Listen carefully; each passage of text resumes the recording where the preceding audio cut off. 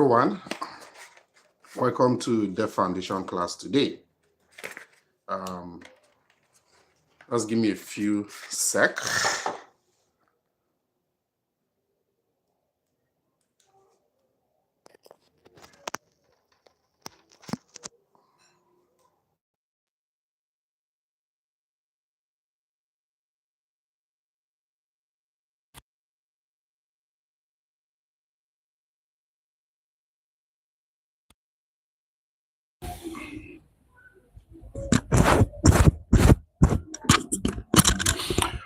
All right, good morning, everyone. Trust you all having a great Sunday. Trust you all having a great Sunday.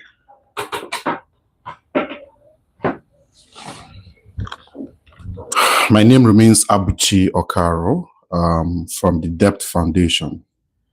Depth Foundation is a non-religious organization that teaches the Bible as a map of inner transformation.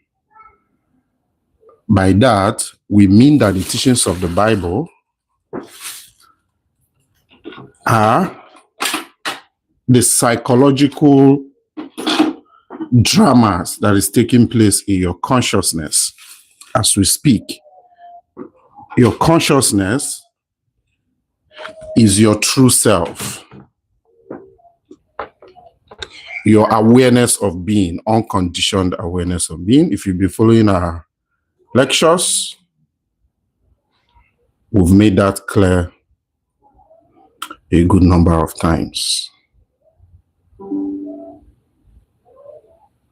So thank you for joining. We have a very important topic to teach today. If you already see the topic, it speaks to how the organized religion uses fear as a tool for control and dependence, thereby enslaving you mentally. So what we want to show you how they do that, practical example of how they do that, by the way, and then how to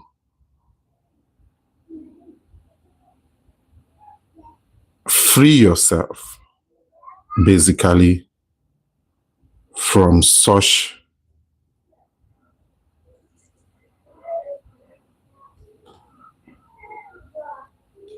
their antics.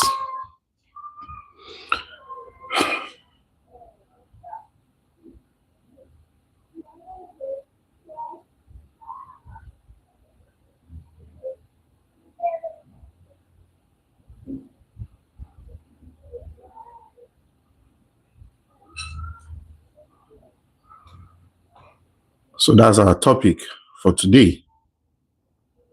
And thank you for joining. I will kick it off. Apologies, we didn't start exactly. We started 17 minutes late. These classes usually starts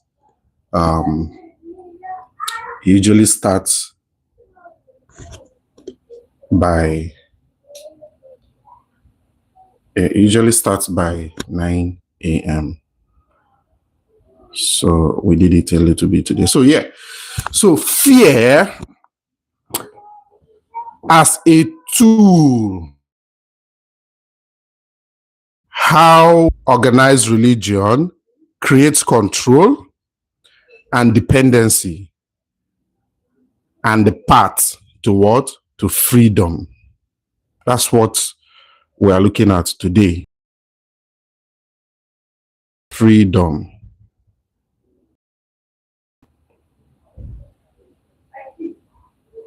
Okay? So, as I said, if you're joining me for the first time, you are with Depth Foundation, a non-religious organization that teaches the Bible as a map of inner transformation. By that, we simply mean that the teachings of the Bible are the psychological drama that is taking place in your true self, your consciousness, okay? And, you know, you would argue to say, then what about all the characters, King David, this person, Jesus, Moses, and all of them, you know? So all of those characters, as some people will put it, they are fictional characters. But I don't like using fictional character, but that's what they are. It means, so by fictional character, they did not exist. They didn't live in time, they didn't live in time and space just like you and I are living today. Okay. So yeah, but the reason why I don't just say fictional like that is because they are like conveyor belt that was used to what by the past masters in the art of psychology, who are the people that wrote the Bible. In the Christendom, they will tell you they are you know, inspired men of God. But these are individuals who lived, the people that wrote it, basically, they lived like you and I, and they found your consciousness to be the one and only reality. Okay. Every other thing in this localized form, okay, is an illusion. So that simply means that it is your consciousness who has taken this localized form. Okay. So they found that psychological truth, that inner truth. Okay. And for that reason, they, you know, pen down their experiences, but then coded as though there were stories of people that lived in time and space. So for example, Christ, you know, if you've been following our classes, Christ is simply, Christ is not somebody that existed just like we're existing today. Okay. It's simply your savior. And what is that? Christ is your wonderful human imagination. It was your wonderful human imagination that was personified as Christ. Okay. And what was spiritualized or godified, I don't like using personification, okay, as God is your consciousness, which is your true self. That's you. You are consciousness clothed in this skin bag. That's just basically who you are. Okay. And the Bible made us understand that by telling us God's name. Okay. You know, when Moses asked, which name should I tell? He said it plainly, tell them I am that I am. Okay, that's literal. I am that I am is literal. It's contemporary presence is speaking to you. When you say I am, you can only refer to yourself. Okay. I know that some people will say, this is blasphemy. How can you be claiming you are God? I think that it is blasphemy to claim you're a human being. Yeah. Because the Bible clearly, now, all of the King of Kings in the Bible, the Lord of Lords, the Ancient of Days, all of those names that was given to God, the Father, all of those names represented your consciousness. Because, you know, the Bible didn't come as a book just like it is today. As a book, you know, that's, you know, manuscript or script or whatever, or literature, whatever you want to call it, came individually. They had to put them together. So those individually it came was people, these past masters in the art of psychology, the people you can call the illumined mystics. Okay. They were the one that wrote those, different people with their different experiences, but all of them arrived at a point, which is what consciousness is the one and only reality. So the actual thing that exists is your true self. The matter, which is me, this skin bag you're seeing, is the localized assumption, expression of consciousness, which is your true self. Okay. How do we know this? Practical way is, I like to use this example. Is it the French philosopher Descartes or something? He said that the reason why he exists, or he knows, is because he thinks. So that's why he said, I think, therefore I exist. Those of you that did philosophy in school, you know this very well. Descartes, he told us, I think, therefore I exist. Okay. It is not, your existence is not owed to your thinking. Okay. It's not owed to it. Okay. Because you need to exist before you can think. You need to be. You don't exist, you are. That's what you are. Okay. And because you are, you can think. Why? Because Have you asked yourself who is observing your thoughts? The only way you will know you think is because there is an observer knowing that thought. So it's like there's a knower knowing the thought. That knower is your true self. That's the God of the Bible.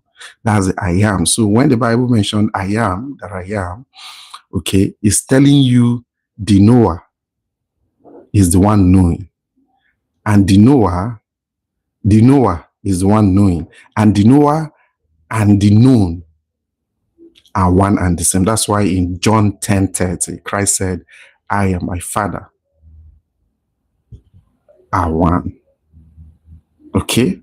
So it means you cannot separate the knower from the known. That's what it means. Okay? And if you also go somewhere in Matthew, Christ said, I am. Do you not know that I am before Abraham? Okay, so but that would be topic for another day. Okay, so we'll leave that. Let's just focus on our topic today, which is fear, how the organized religion uses fear to entrap and enslave you. That's what we are treating today. Okay, and I would like to state the thing that inspired this class today. So I woke up this morning and I was just surfing through TikTok, looking for a reasonable life I can attend. Looking for life, basically, because all things are reasonable. It depends on what being reasonable means to you. So I was looking for any life I can attend. So I came across this life, okay, from, all right, sorry for that slight break in transmission. I needed to get out the screenshot of that. So I jumped, I saw that particular life, and I decided to attend. So it was by 1XCL. That's the show. That's the only thing you can see there. There were 35 people on that life as I left. And the topic of that life is we pray, Sam Nigerian time. Sam, we pray, 5 a.m. Nigerian time. Okay. So the moment I joined the life, I overheard the lady, okay, who was obviously wearing a sort of white, something like white hijab, a scarf, okay. And if you look by her side, you will see this big cross, the crucifix cross by the side. So when I joined, because I took the screenshot,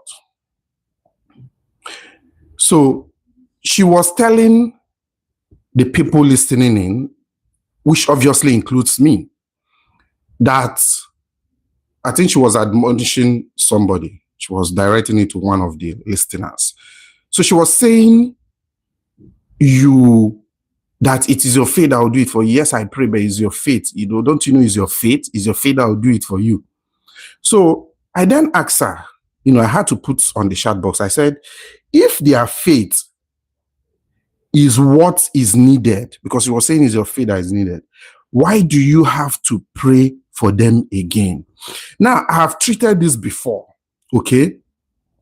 This is common with the people, because they are the ones, the Islamic side of religion, they don't do this miracle thing. They don't do miracle nonsense. The people who do it are the people in the Christendom, okay? In fact, that is like the theme.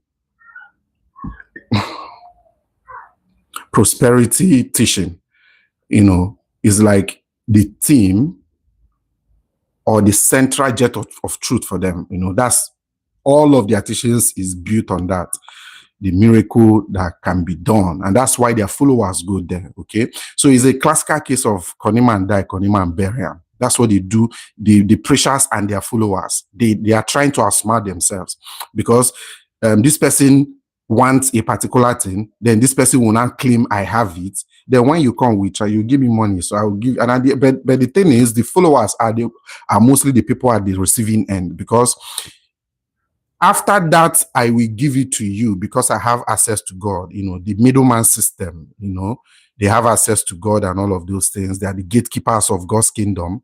Okay, so God doesn't belong to you. People don't have, because you are sinners. That's part of the things they use. Because you are sinners, you don't have access to God. It is us who are righteous, okay, who are clean, who are not sinners, that have access to God. Okay, so before you come to God, you need to pay me tithe, you need to pay me offering, you need to pay me first seed. They collect all kinds of money, okay, from you, so that they can come and now take your request to God. Okay, that's basically what they do. Okay, now, even though it is a classical case of konima and die, konima and bury am, okay, the people who are more at the receiving end, or people who are at the receiving end of that symbiotic relationship, are the followers. Because then, after they have given all of those tithes, all of those first fruit, second fruit, third fruit, last fruit, all kinds of names they give to those money they collect, and these people don't get results, they don't seek accountability. Hey, you said I'm going to be able to, this is going to be able to happen to me. I should pay tithe. You pray to, you consult God, because obviously you have access to God that I don't have. Then you consult God.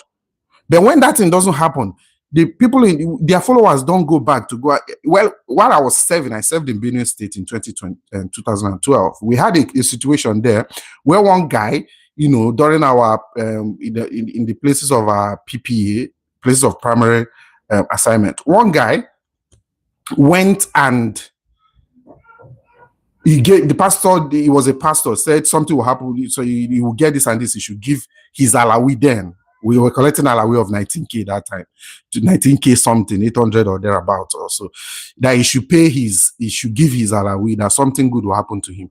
This guy gave his alawi, that thing never happened, because some of them, they will tell you to happen this week or next week and all of those things. It never happened. Do you know that this guy went back to collect his money, caused issues between him and that pastor? Okay, so for me, that's accountability. You have said this will happen. If it doesn't happen, you need to refund whatever money you collected from me.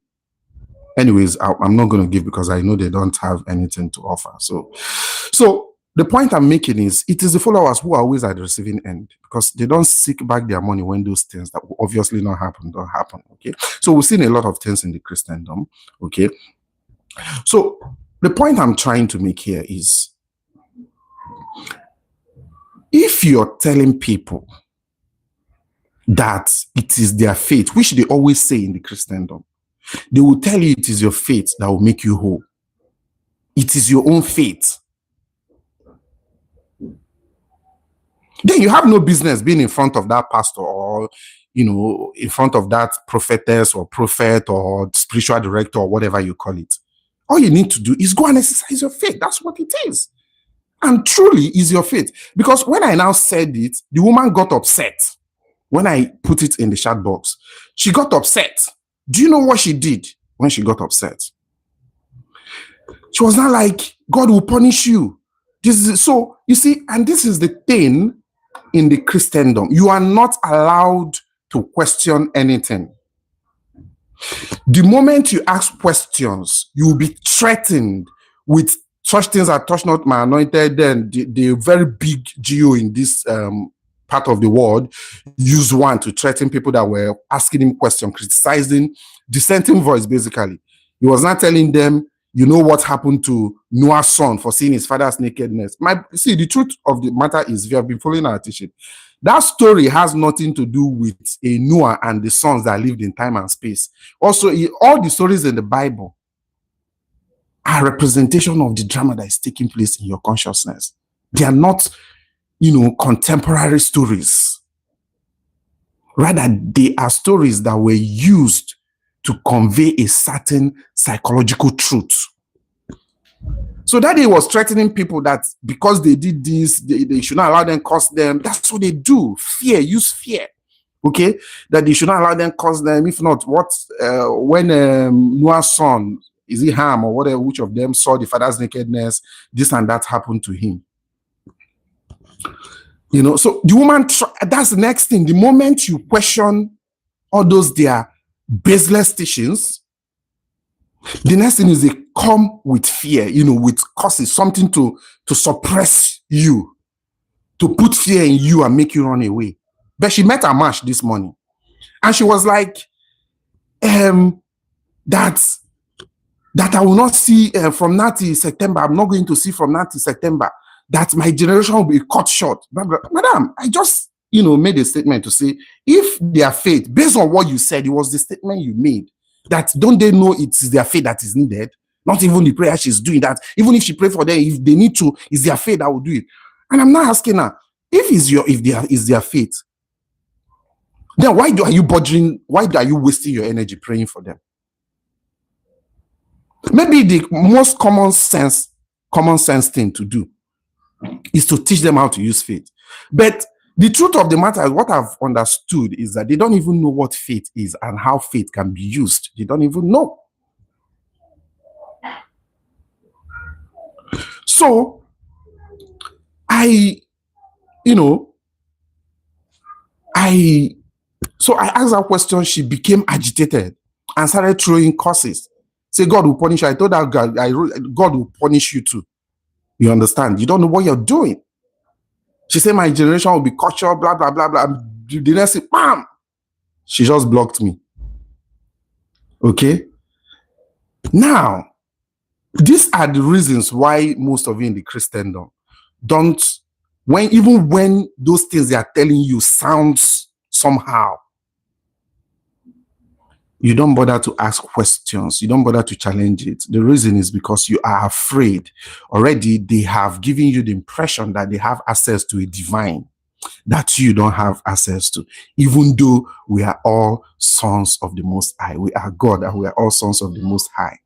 But somehow, it is them who are on the pulpit, having one label that is either pastor, prophet, evangelist, this and all of those things, spiritual director, and all of those things, that somehow have access. Then we don't.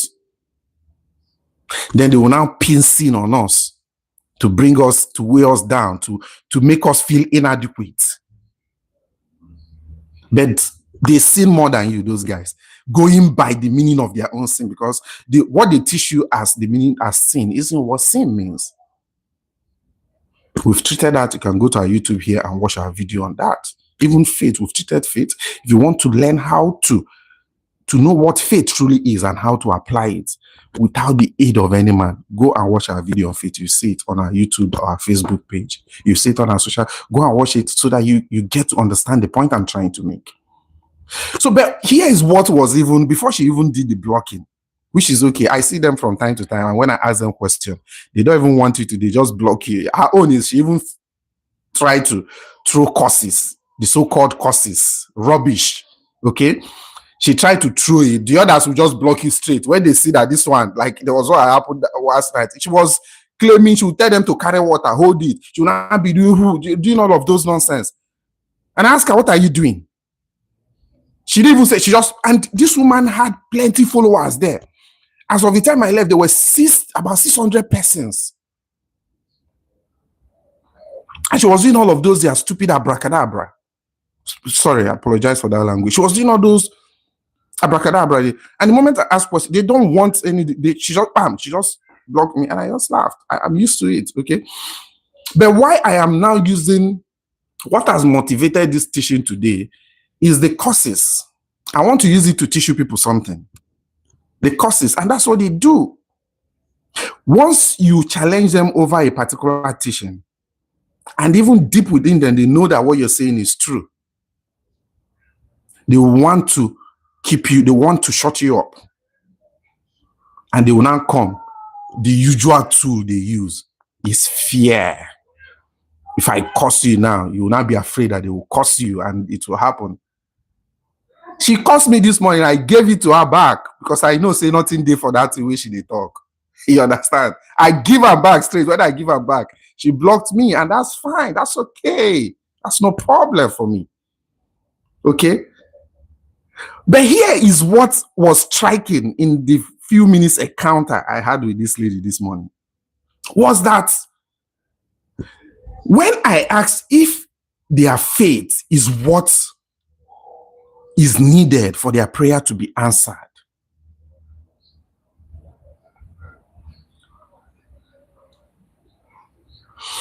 she said, haven't I read Mark 11:24? When you pray, believe.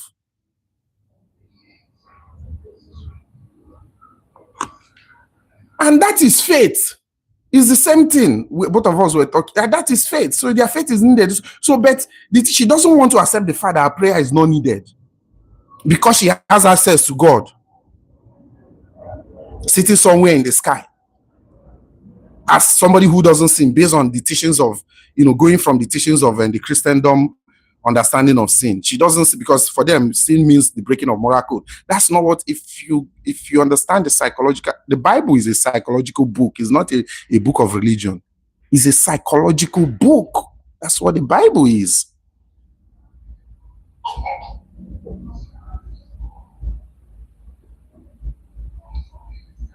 That's what the Bible is. It's a psychological book. So sin simply means to miss the mark. And what's that? Your heart desire. Those things that they came to meet her to pray for them about. Every one of us, even when we achieve one goal, we want the next. And that's what we do. We cradle to the grave. Do you understand? We always possess sense of lack. There is something better than what we currently have. That's the mentality we have here. That in itself, that's sin. How is this sin? The Greek word that was translated sin is hamatia. Hamatia means to miss the mark. When you target something and you shoot and you don't hit it, you have missed the mark.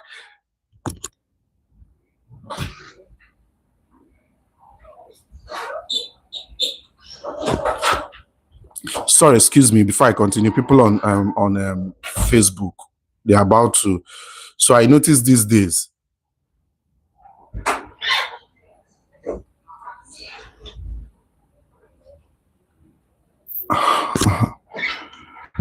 Okay, yeah.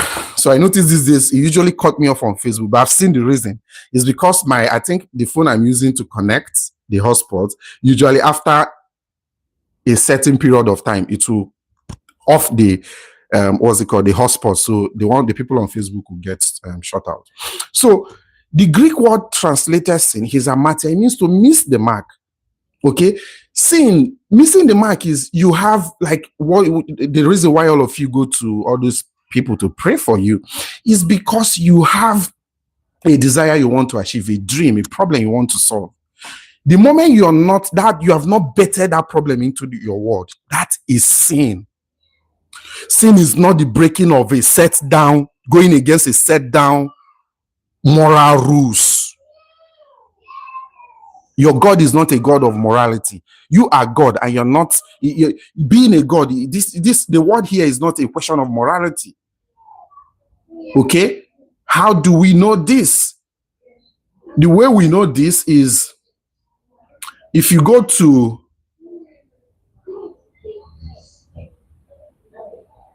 Deuteronomy 32:39, what does it say? It says, see now that I is the Lord, that's you, okay? Even I am He, you are He, okay? And there is no God with me. There's no God outside of you. You say, I honor life and I make alive. I wound and I heal. Neither is there any that can deliver out of my hand. Okay, so being a God, this life is not about morality. It's about what comes out of you. This Deuteronomy is letting you know, as God, it is out of you both good, bad, indifferent comes forward. It wasn't just Deuteronomy that said it. If you go to Isaiah 45 verse 7, what does it say? I form the light. That I is literal, is you, contemporary present, your true self. That's that awareness that you are. Even though you're taking this form, you're still that awareness, okay? You say, I form the light and I create darkness. I bring prosperity and I create disaster. I, the Lord, do all these things. So, you see, sin has Sin has no business.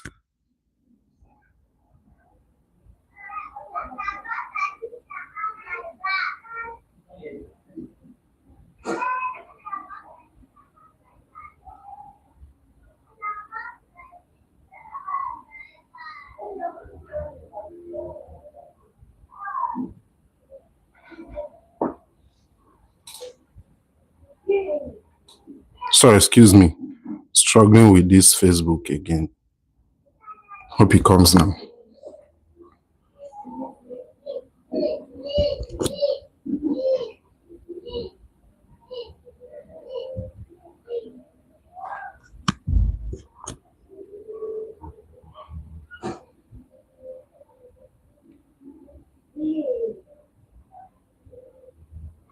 Okay. Okay, I don't know. It's like Facebook cut off and started again. I don't know, but I'll just continue.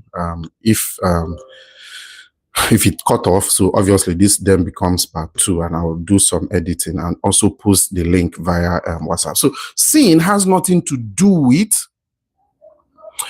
moral breaking set of moral rules. Okay, it's just to miss the mark. Okay, those things you're going to pray for, if you have not bet it in your physical world, if you're the creator, if you have not created it, you're missing the mark. How do we know this? If you go to Daniel's 4:27, what does it say? It says, break off your sin by what? Being righteous. Okay, so it means the way to stop sin is by being righteous. Now here is the nuance. Okay, break off your sin by being righteous. People think righteousness is keeping the set of moral codes. Okay, don't do this, don't do that. That's not what righteousness means. Abraham believed and it was counted unto him as righteousness. So righteousness is belief. When you believe, okay, just like Mark 11:24, when you pray, believe you have received. Okay, now when you believe, what you have done is you have kept righteousness, because it is through righteousness that you'll be able to hit that mark. That's why you'll be able to meet that goal, which is hitting the mark. Okay, that's opposed to missing the mark, which is sin. So hitting the mark is not sin, and righteousness is how you break not missing the mark so that you can hit the mark. Okay, so it means righteousness is the way for you not to. That's why you say in Daniel's 4:27, you say, break off your sin by being righteous. So righteousness is belief. Just know that righteousness is belief. That's the bottom line. Okay, and belief is faith. So in Mark 11, to achieve your goal, for your prayer to be answered, he said you need to believe, you need to be righteous. Okay, how do we even know that? If you go to that's Isaiah, he told you about the trees of righteousness. It was clearly written. And what was it? He did not say don't honor life. He did not say don't steal, don't lie. Okay, I'm back again. So righteousness that is talking about there, okay, in the trees of righteousness, he say replace mourning for what? Joy. Spirit of heaviness for etc., etc. What was he saying? Righteousness is what? If you go to the dictionary, contemporary what's it called? Encyclopedia Britannica. What does it define righteousness as? Right thinking. So the way to transform your mind, if you go to Romans, okay, or Galatians, okay, transform yourself by renewing your mind. Okay, mind is your thinking, feeling loop. That's what your mind is. So if you need to change anything, change, okay, transform, repent, okay, it's calling you to renew and in line with righteousness. Okay, so when you are renewing your mind, you're changing your thinking and feeling from mourning to joy. That's the tree of righteousness. That's righteousness. Okay, so righteousness is not the keeping of a set down moral rules. That's not what it is the point I'm trying to make here. Okay, so when you believe, you need to understand that is you're keeping righteousness. Okay, so in the Christendom, they tell you that they have access to God is because they are not sinning. But if go and look at their private life, the same sometimes, the same, that's not so obviously now know that sin doesn't mean breaking of moral rules. But now let's take it to moral, let's leave sin away. Moral rules itself that we know. The same, sometimes you have some moral rules that you break, okay? It's the same thing they do. Even on the altar where they are preaching, they do it. But they give you the impression because, and you don't even ask for evidence. You don't seek accountability. Transparency, no, you don't care because they have somebody who just come out from nowhere and tell you he's man of God, he has access to God. Anybody at all, you believe it. The moment he start quoting the Bible, he knows nothing about.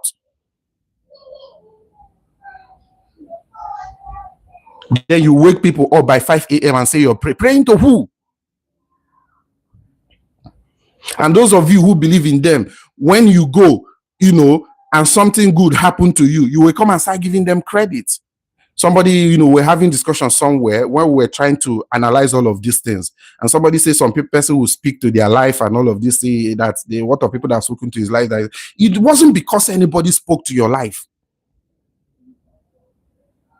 Anything that appears in your physical world, you are responsible for it. You created it. How do we know this? John 1. Let's go to John 1:3.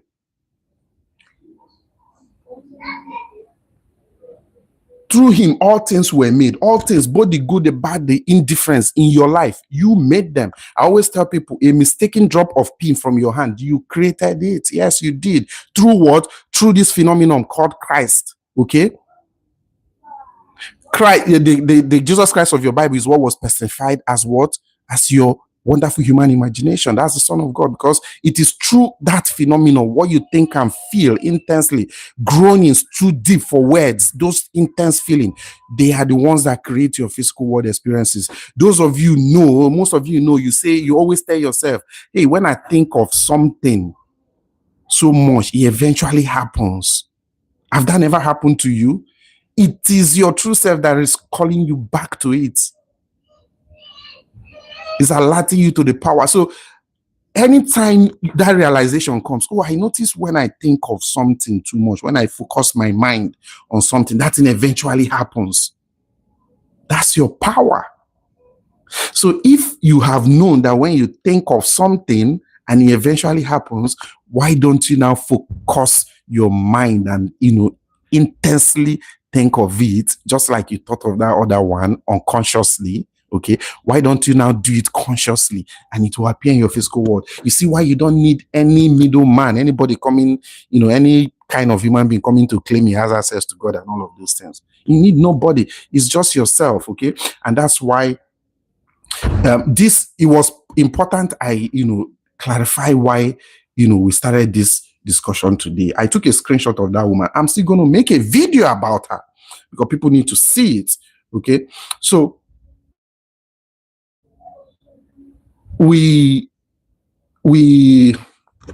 so today we want to analyze those fear. Okay, as you know, the topic, let me read it word for word as we have it.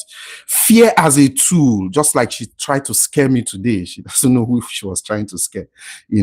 Fear as a tool, how organized religion creates control and dependency. And now, what transpired between me and her? When people see what she knew, she knows within her that what she's saying, even if she decides to be ignorant, that's her business. But she knows within her that what she was saying to me, it doesn't hold water.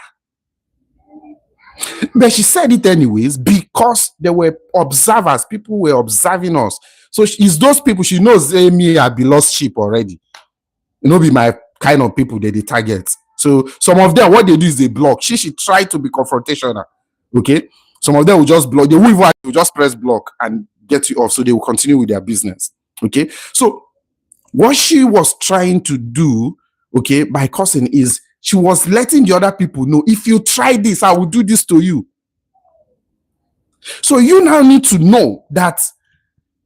Let us read Romans 14:14.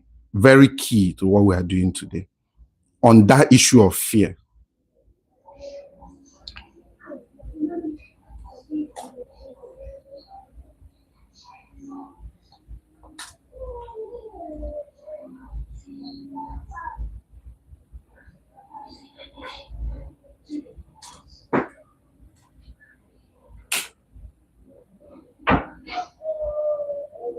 Very important. Romans 14:14. Let me tell you why that nonsense causes and the fear too they use that shouldn't work for you. Go to Romans 14:14. It says, I am convinced, fully persuaded in the Lord Jesus Christ, that nothing is unclean in itself. But if anyone regards as something as unclean, then for that person it is unclean. Look, everything is neutral. In fact, the entire universe has what is called motiveless motion. What does that mean?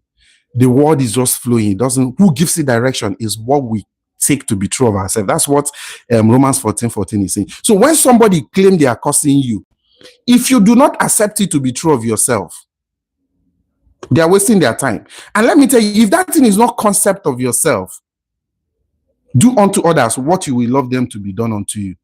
Okay? You are sending it back to them. That's why in Philippians 4:8, it says, think of those things that are ennobling. If anything be praiseworthy, anything if it's of good rapport, trustworthy, those are the things you should focus your mind on.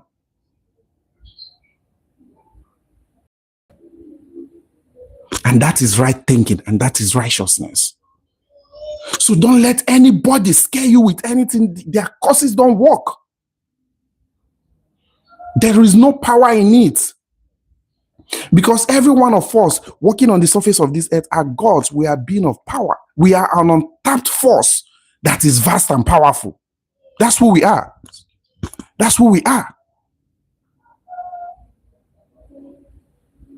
So anybody that comes to scare you because you made a point that is valid, but they want to shut you up. And if you refuse, they now try to tell you that I will curse you. Say I give you from now till September or whatever. This will happen. You're not giving it to me. In fact, I know that the reason why you are saying that, first of all, it's not going to work because I understand what is written in Romans 14:14. If I accept it to be true, that's when it will be true. As far as I haven't accepted it, it goes back to her even. As a matter of fact. So, but I know why she's doing it. She's doing it to keep the other ones, those gullible ones, in check. Don't try me. If you try me, this is what will happen to you. But nothing is going to happen. That's what has motivated what we're doing today. Okay. So now let's go to it proper. Okay. How many minutes have we used here so far? 23 minutes. Okay. So our classes are always 1 hour. Okay. So we're still in time. Let's go to what the topic proper today. Proper what we have that's So fear as a tool. Now let's go to Romans 8:15. Now listen, this lecture is classified into, we'll use the Bible to reveal that fear as a tool. Then we will now also use that same Bible to reveal to you the dependency that now result in you being afraid. Then you now depend on them. Okay? You now depend on them. That's when you die. The moment you depend on them, that's when they now start collecting money from you. Okay? Then we'll now show you how to free yourself, written biblically, freedom beyond fear. Okay? So,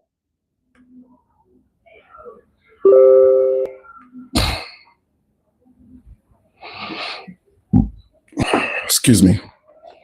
So follow me to Romans 8:15. What does it say?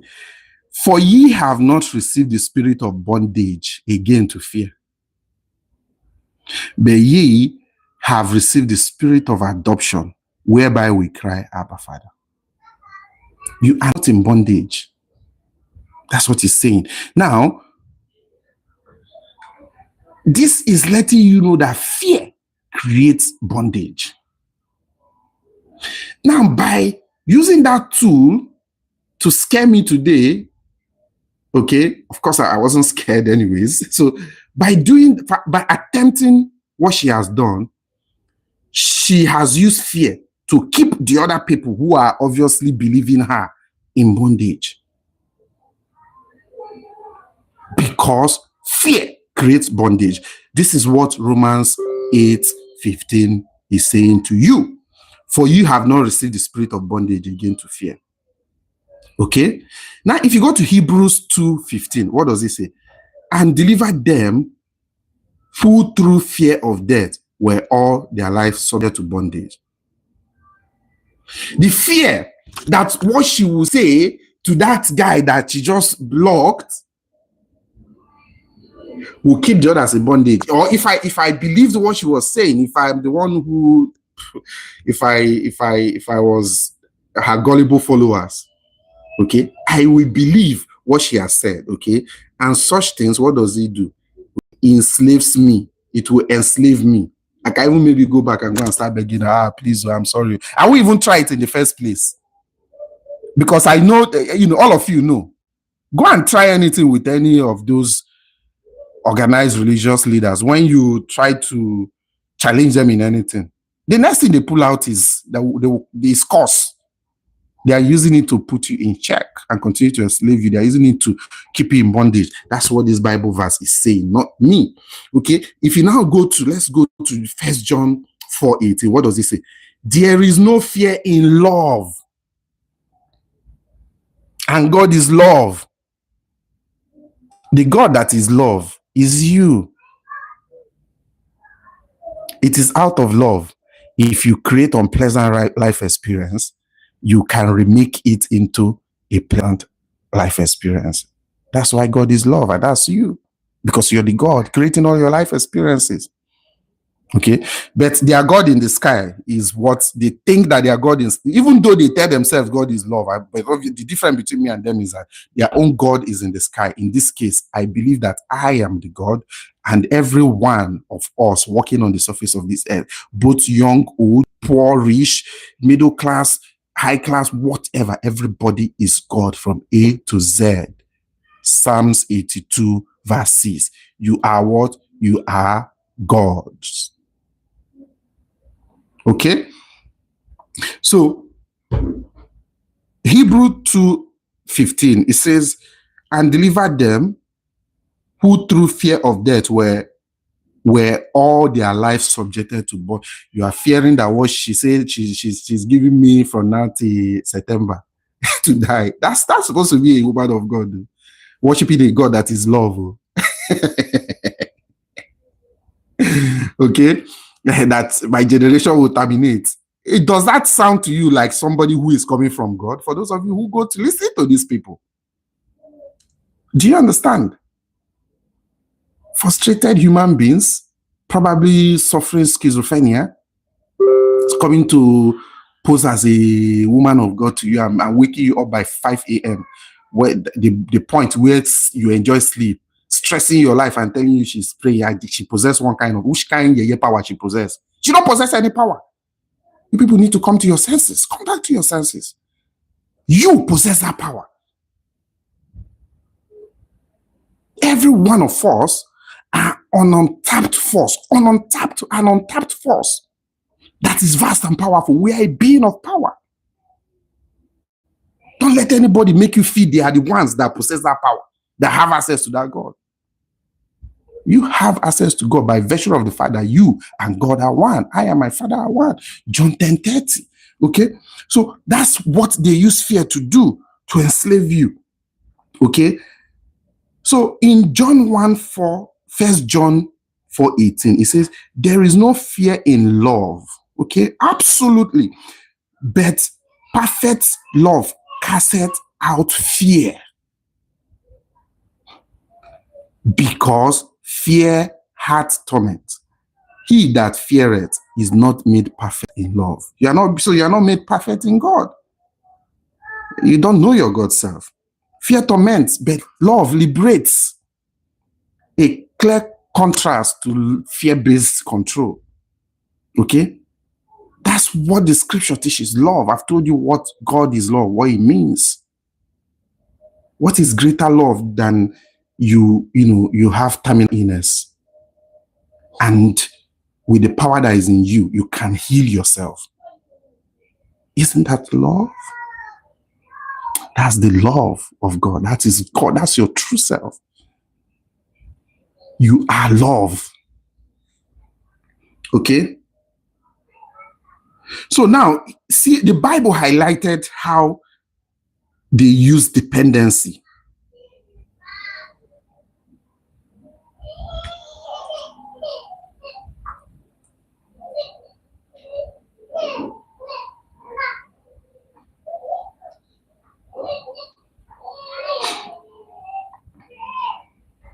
If you go to Galatians 5 verse 1, what does it say? Stand fast, therefore, in the liberty wherewith Christ had made us free, and be not entangled again with the yoke of bondage. Remember, it clearly stated in those first verses we read, it clearly let us know that that fear-based, teaching leads to bondage. How? He enslaves you. Because out of fear, you won't question, even when it's wrong, because you fear that the repercussion of the curse they will place on you.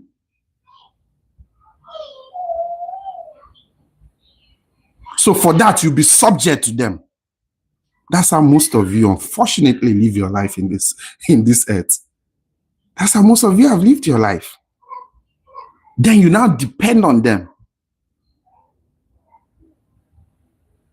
The Bible is telling you, his point is highlighting it. Galatians 5 verse 1. Stand fast, therefore, in the liberty with Christ. Christ is what liberates you. That's why he's the Savior. The liberty gives you freedom. The Savior. So how is that? If you know today, just like I am teaching, that there is a phenomenon inside of you, which is you, that has the capability to turn water to wine. If you then need to drink wine, but there's water, and you can turn that water to wine, won't you live your life in boundless freedom? You would, because I know if I can get anything I want. In fact, it will prevent you from even breaking any moral code. Now, sin doesn't mean the breaking of moral code, but based on our human interactions and all of it, we know what we say shouldn't be good, and it should, don't hurt somebody and all of those things. If you also know it, so for example, a mafia who would unalive their contemporary or their opposition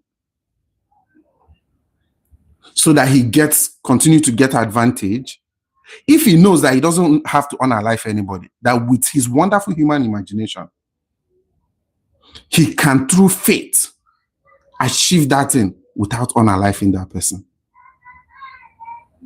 Is there any freedom that is more than that? That's a question you should ask yourself, okay? And that's what is clearly stated here, Galatians 5 verse 1. Okay? Stand fast, therefore, in the liberty with Christ. Christ is what liberates you. That's why he's the Son. And who is that Christ? It is your wonderful human imagination. Proverbs, what does it tell us? As a man thinketh in his heart, so he is. Your assumption of self, your concept of self, is what produces your physical world experience. That's what it means. So if you know that all of the things you have been experiencing, all the circumstances, all the people in your physical world, you had created them through your concept of self, what you believe to be true of yourself, what you've imagined and imagined intensely is responsible. Just like the potter, you can go and remake it. So anyone you don't like, you remove it and replace it. You have that power. You are God, okay? According to Christ. Do you not see that I am was there before I am? Was there before Abraham? Abraham is faith. Righteousness is faith. Because he believed. It stands for faith. And let's leave all of those ones. Just go watch our video. We've treated all of these things, by the way. So, don't let anybody box you. Don't let anybody place you in bondage. Because you are a being of power. And that power is your wonderful human imagination. That's what is shaping your entire reality. Now that you know, go and begin to use it to shape your world as it seems pleasing to you.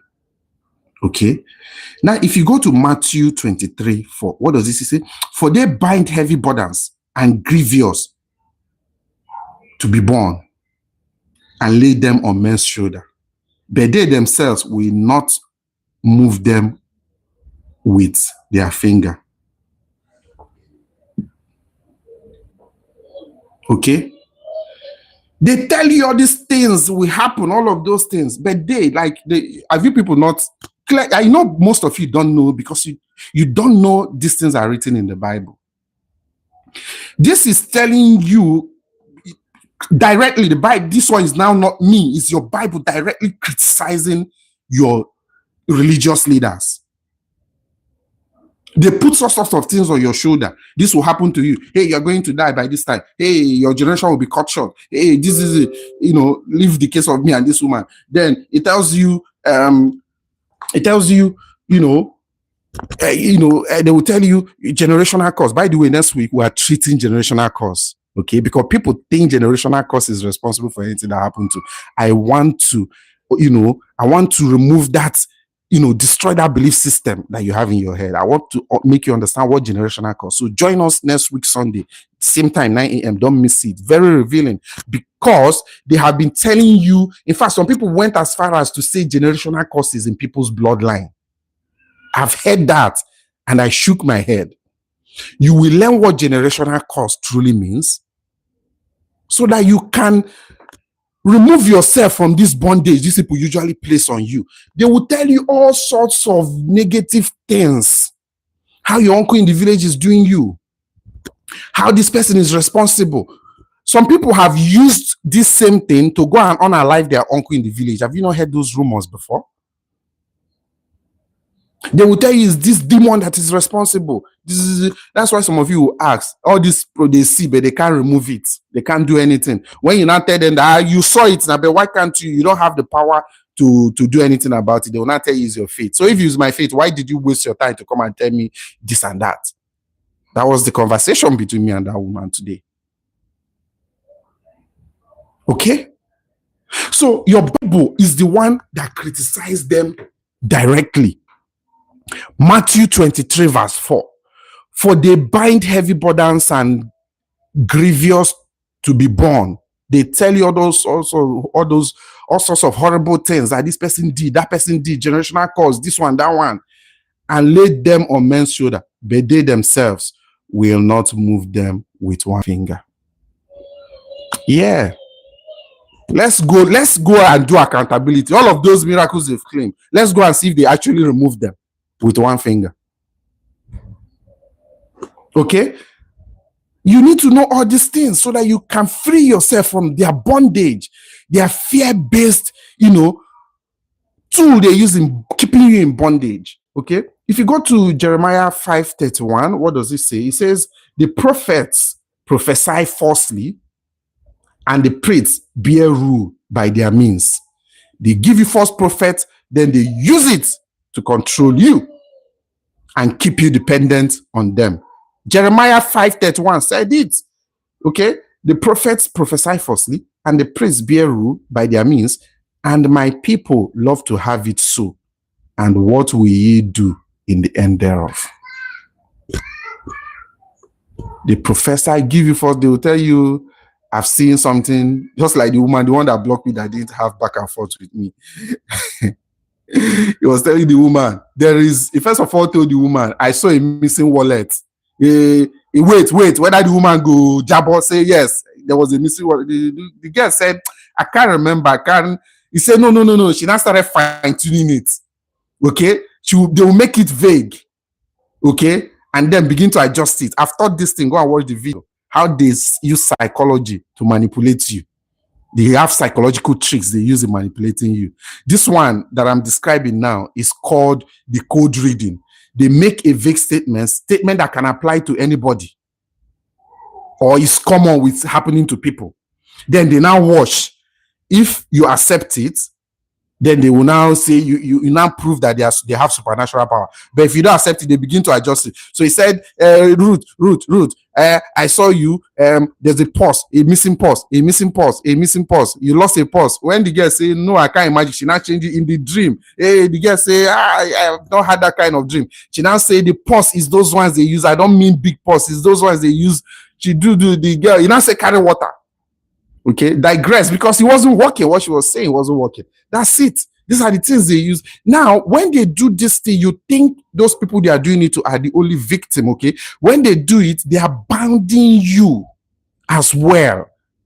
You that is watching, who is gullible, they are also binding you to those their manipulative, gimmicks, tricks as well. Okay, so he said that Ruth. I remember that lady's the next thing she now said, man. Before you know it, she asked somebody there,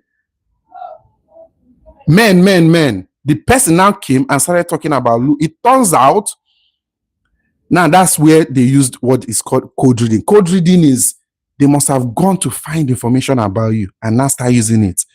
In that one, I started telling you, remember we were in this live on TikTok where you were talking about how a man cheated you, blah, blah, blah, blah, blah.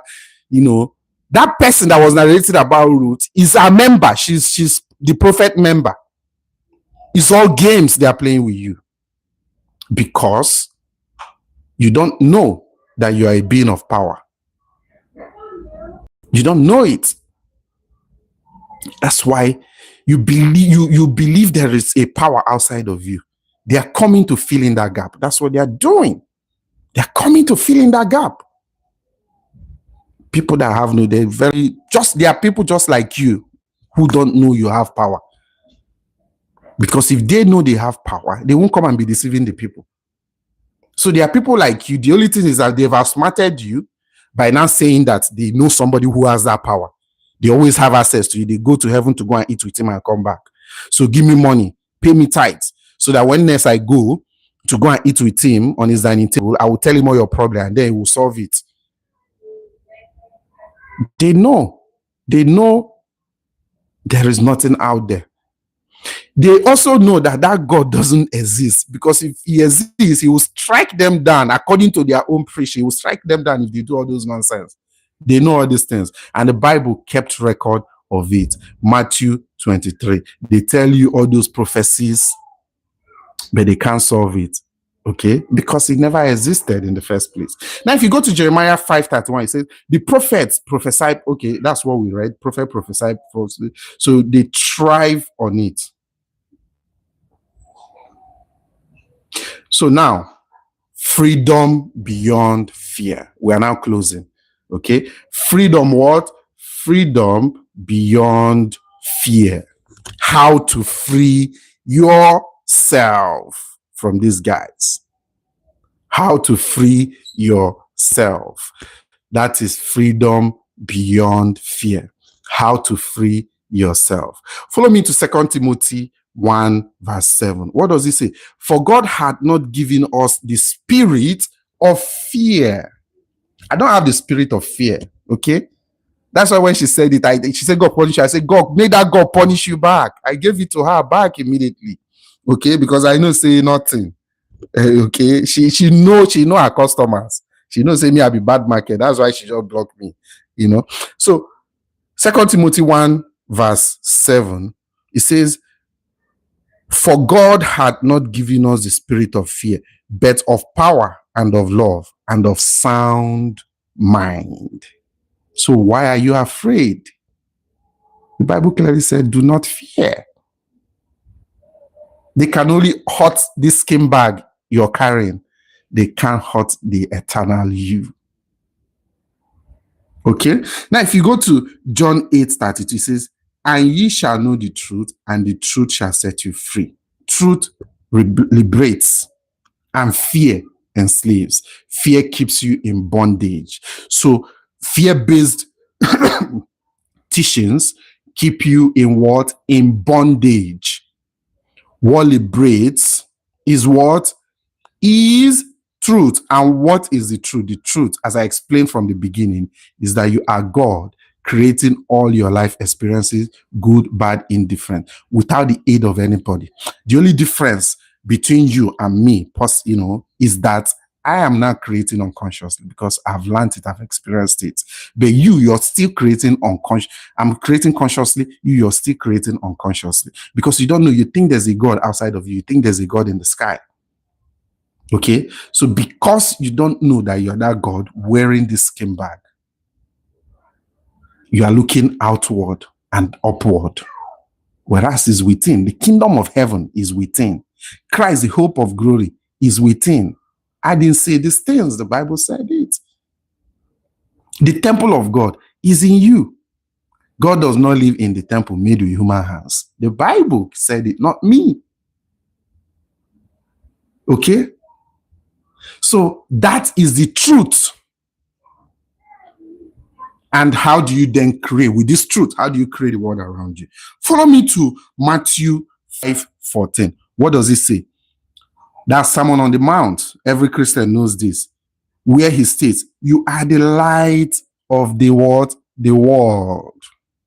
A city set on a hill cannot be hidden. You are who? You are the light of the world. And who is that light? And what does that light do? You are that. There is the light. What do you do? Follow me to Ephesians 5:13. What does it say? But all things that are reproved are made manifest by light. The correct translation is, all things when admitted are made manifest by light. Who is light? You. You are the light of the world. And all things when admitted, all things when accepted as true. Remember when we read Romans 14:14. All things when accepted as true. When admitted, when you admit something, you accept it as true. It's an acceptance. Are made manifest by who? By you. Who is what? The light. Matthew told us we are the light. Then he now said, all things when accepted as true, when admitted. Okay. Remember, I said all things, good, bad, indifferent. That's why I tell you, you have been the one creating all your life experiences. Stop minding them that there's an uncle in the village or there's a generational curse. By the way, join us next week Sunday where we're going to treat that generational curse and remove all those nonsense, smooth screen teaching that they've put in your mind. Okay. All things when admitted, all things good, bad, indifferent. A mistaken drop of pin from your hand, you created it. Remember, all things doesn't mean only good thing, because that's the impression you have. Those of you in the Christian, you think all things means only good thing. No, all things means good, bad, indifferent. So all things when admitted are made manifest by what? By the light. So all things when accepted to be true of yourself are what are made manifest by the light. Who is the light? You are the light of the world. So you are the one creating all your life experiences. No one else. This is the truth that sets you free. How does it set you free as truth? According to the Bible, if you're the one creating all your life experiences, you don't need the aid of any man. You don't need no bishop. You don't need no general overseer. You don't need no spiritual director. You don't need no prophet. You don't need no prophetess. All you need is your wisdom and power, which was personified in the Bible as Christ. And you are God, according to Psalms 82 verse 6. And Christ is the wisdom and power of God, according to Paul.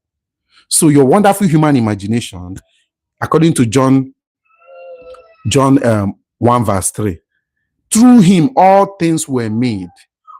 That's the light, that's you, that's God. Without him nothing was made that has been made. All things spring forth through him. How do we know it is your imagination that all things springs forth from? We are closing now. I think I like the fact that we did it. We kept it to exactly 1 hour this time around.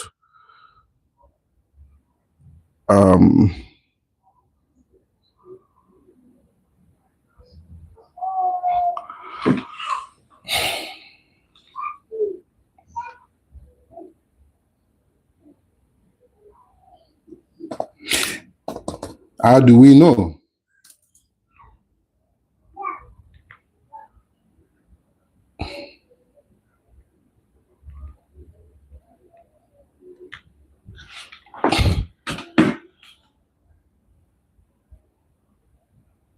Proverbs 4:23. What does it say?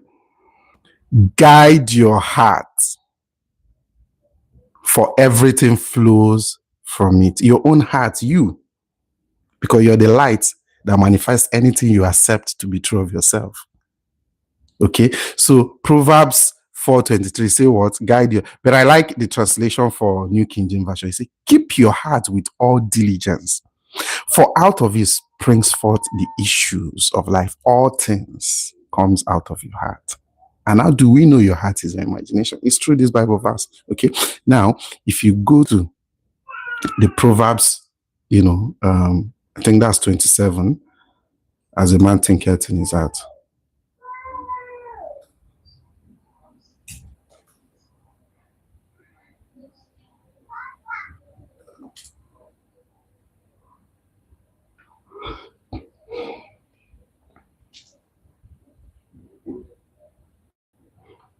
Proverbs 23:7.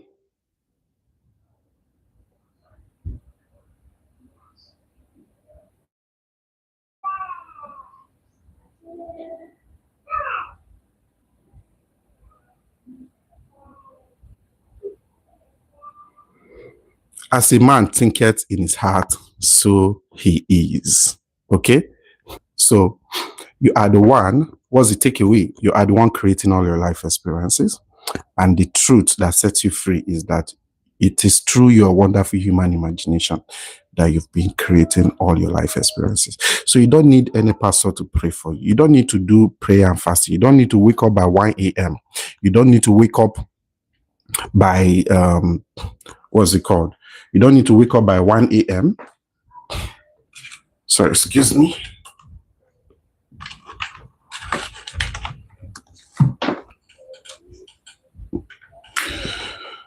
You don't need to wake up by 1 a.m. You don't need to wake up by 3 a.m. As one said, there's nothing I've not seen on TikTok, especially with women, by the way. Apologies for that, but all of these examples I'm giving here, it's all coming from them.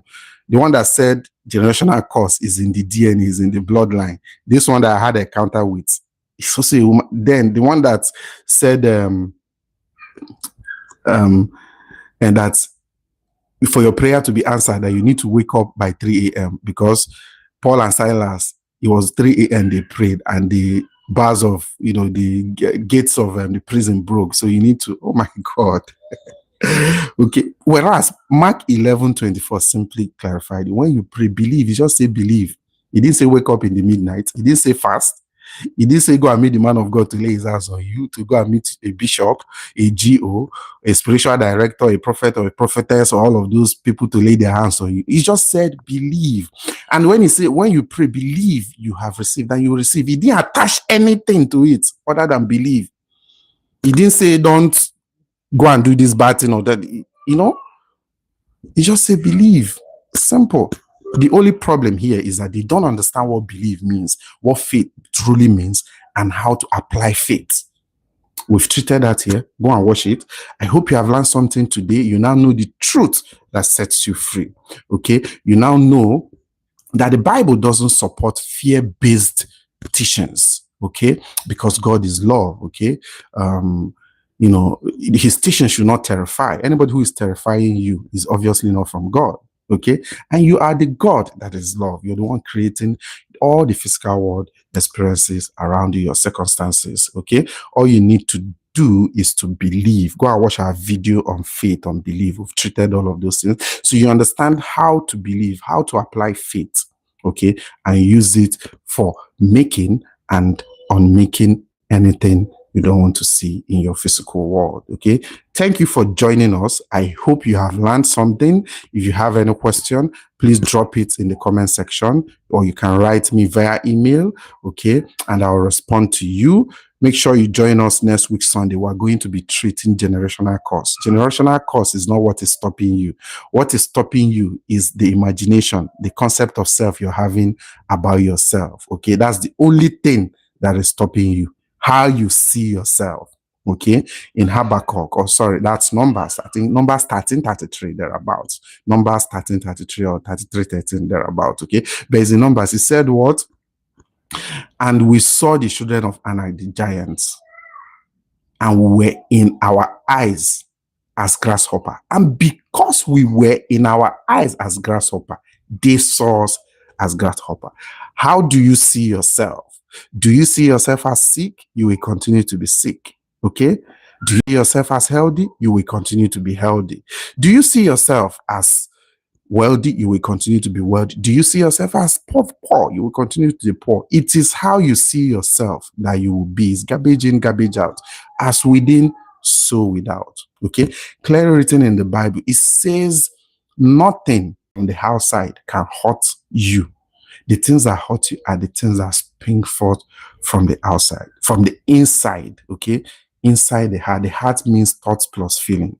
That's the heart the Bible is referring to. Okay, so it's the things that comes out of it that hurts you, and that's why, okay, in that last Bible verse we read, it says, that's in Proverbs 4:23. It say, keep your heart diligently, for out of it springs the issues of what?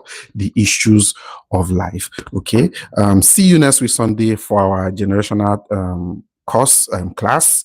Okay. Make sure you attend. It's gonna help liberate you. Always join us. We don't collect that. We don't collect offering. We don't collect nothing. We just want to begin. The reason why Deaf Foundation is born, okay, has been founded, is to begin to teach the people the original meanings of the Bible teachings, which is psychology, okay, and not surface, literal meaning. Okay, that way you will be able to understand that the Bible is a psychological book, is a manual that helps you handle your inner world, because it's out of this inner world that the issues of life spring forth. Thank you. Do enjoy the rest of your Sunday. Bye.